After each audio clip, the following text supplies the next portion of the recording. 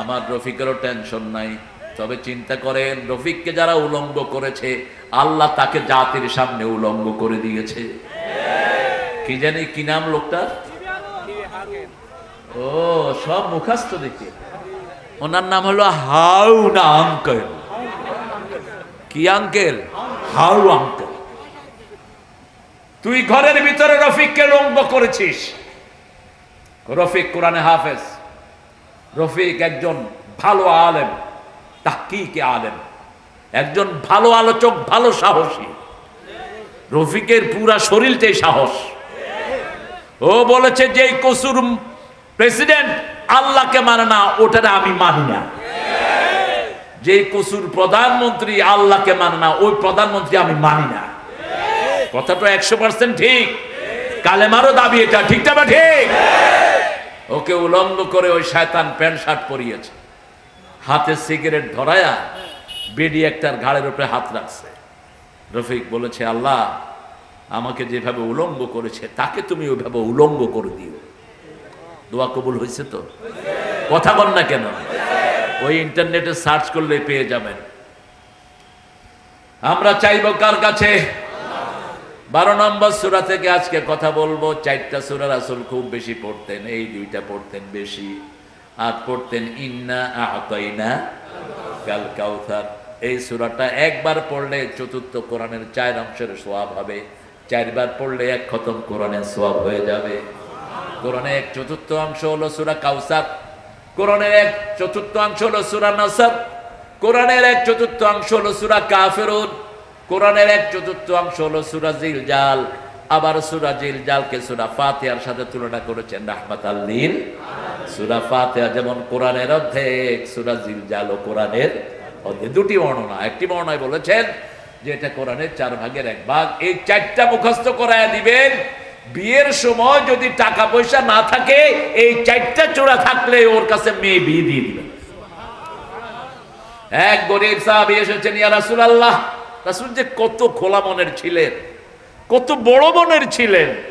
এক মহিলা এসে বলছেন, যাওয়াজনি ইয়া Muhammad, will you marry me? হ্যাঁ রাসূল সাল্লাল্লাহু আলাইহি ওয়াসাল্লাম, আপনি আমার বিয়ে করেন। সুবহানাল্লাহ বলতে ইচ্ছা করেন? আমগো তো এখন এটা কল লাগে না, ফেসবুকে আল্লাহ দিলে পোলাপানে সারাদিন এই কাজে ব্যস্ত। ফেসবুক থেকে বেরিয়ে আসবেন, নর্দমায় ফেলে দেন এটাকে।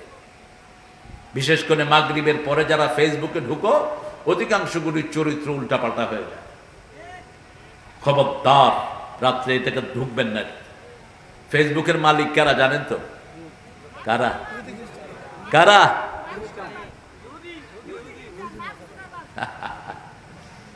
যারা আপনাকে ফিলিস্তিনে হত্যা করছে, আপনার ভাইকে, নামাজিদেরকে আকসায় যারা মারছে, ওই শয়তানরা হলো ফেসবুকের মালিক।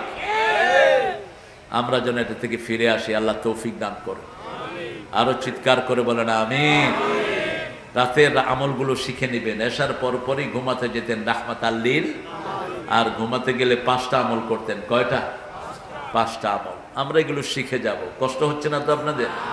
ভালো জায়গা দেয়নি, কালামের যদ্দু তৌফিক ছিল, এটাই ভালো।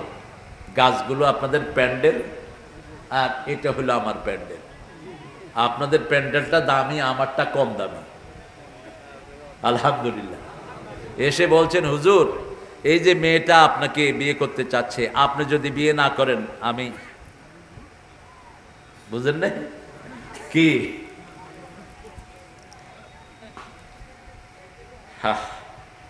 আমরা হলে তো দৌড়ায় ওটারে খেতে ফেলাইতাম। তো এত বড় সাহস, তুই আমারটার দিকে চোখ দেশ।